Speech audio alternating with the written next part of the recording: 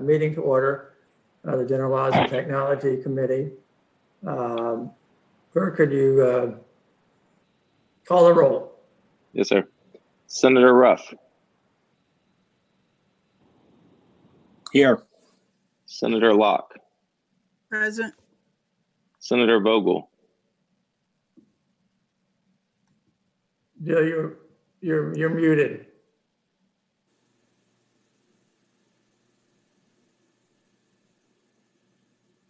Senator Vogel.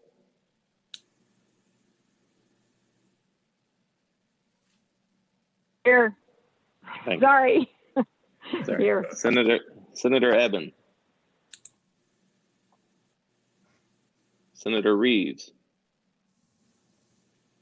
Senator McPike. Here. Senator Donovan. Senator Mason. Here. Senator Boysko. Here. Senator Stewart. Here. Senator Pillion. Here. Senator Bell. Here. Senator Hashmi. Here. Senator Kiggins. Here. And Senator Barker. Here. Mr. Chair, you have a quorum. All right, thank you. When we met the other day, we had one bill, well, we're good. But when we met the other day, we had one bill that we did not resolve and had two motions were made on it. Both were a 7-7 vote. And that was Senator Deeds, Senate Bill 5117. And so right now we can go back to that.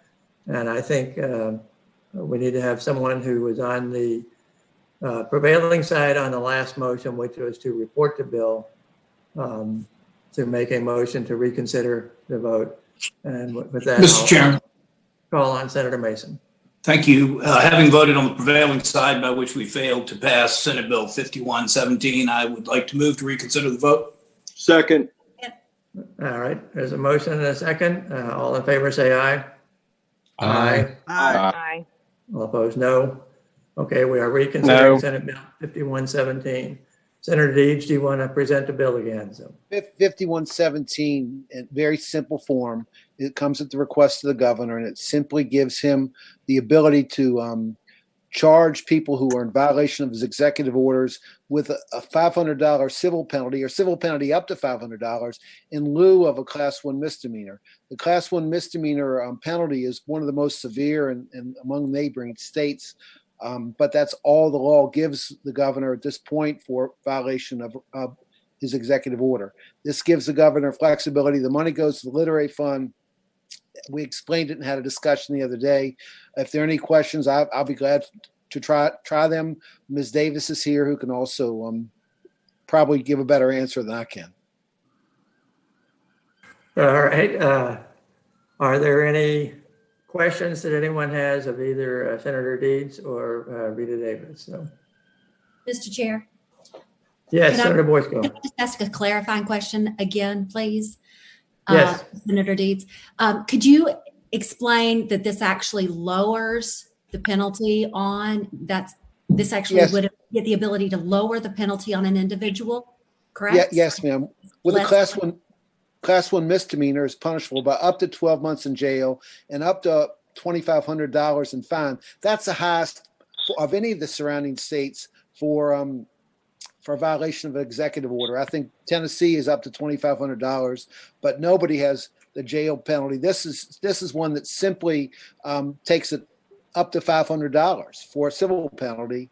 I think it makes it easier to enforce, but it also reduces the potential punishment for those people who may be in violation. All right. Are there? Yes. Yeah, a question for Senator Deeds. Senator Reeves. Yeah, Cree, are you familiar with? Have there been anybody under executive order been charged? That I don't know. Ms. Davis may have more information about that, but I don't know. Yes, Rita, do you know? Can you answer that? So. Yes, thank you, Mr. Chair.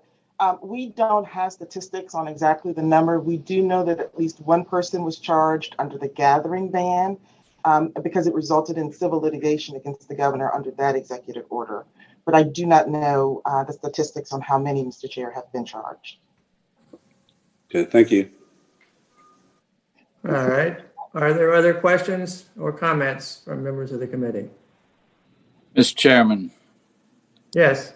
Frank, I understand what the process is. I also understand what the vote's going to be, but I think it sends a wrong message, and therefore I will be voting against it.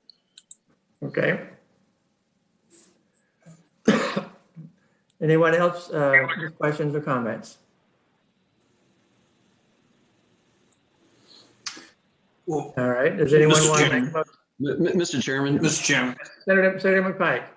Thank you, Mr. Chairman. So to vote against it is to essentially have people go to jail or pay heavy fines. To vote for this is to actually have a much lesser penalty. It sounds like, to lay it out on a civil side and pay a fine if there's a fine. Otherwise, the only thing we have on the books is to potentially summon someone to jail for this. And so a vote for it is to lessen the impact. A vote against it is to throw people in jail. Mr. Chairman, Yes, Senator Reeves.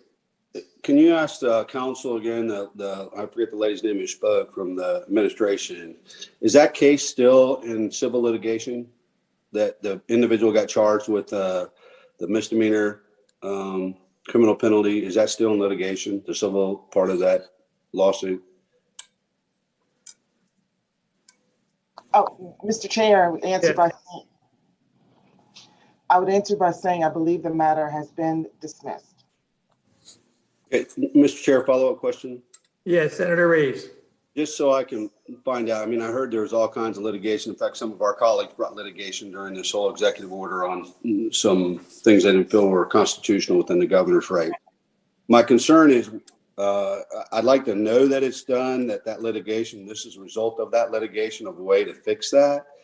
Or, I mean, somehow this came out. If it came from the administration, it came from that litigation. So there was something in that litigation that caused them to believe that we needed to change this code. And that's what I'm getting at, Mr. Chairman, is trying to find out, is that the genesis of this? I mean, I get the criminal aspect of trying not to have to do that, to find another way that you can enforce the governor's actions without sending somebody to jail. But I'm trying to find out if, in fact, this is a direct result of that case and trying to resolve that from happening again, I guess. Question. Mr. Yes, Ms. Chairman. Davis. Thank you, Mr. Chair. I would say that the movement on this particular action was not a result of that litigation. This is something that the governor has wanted to have available to him for quite some time. The civil litigation that grew out of that action was a direct challenge to the governor's authority under the gathering ban. The individual who brought that litigation also brought it in connection with the church that he was attending, and the court resolved that the governor was within his authority and the gathering ban was appropriate and proper under the law. That has been resolved. Okay, thank you. All right. Any further questions or comments? Report. Second. All right. We have a motion to report and a second. Is there any further discussion? Clerk, could you call the roll? So, Yes, sir. Senator Ruff, No. Senator Locke, Aye. Senator Bogle, No. Senator Eben, aye. Senator Reeves, No. Senator McPike, Aye.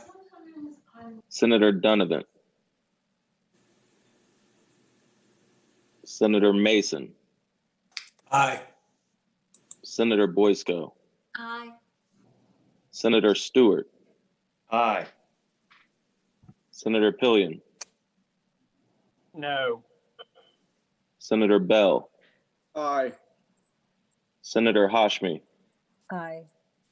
Senator Kiggins, No. Senator Barker. aye.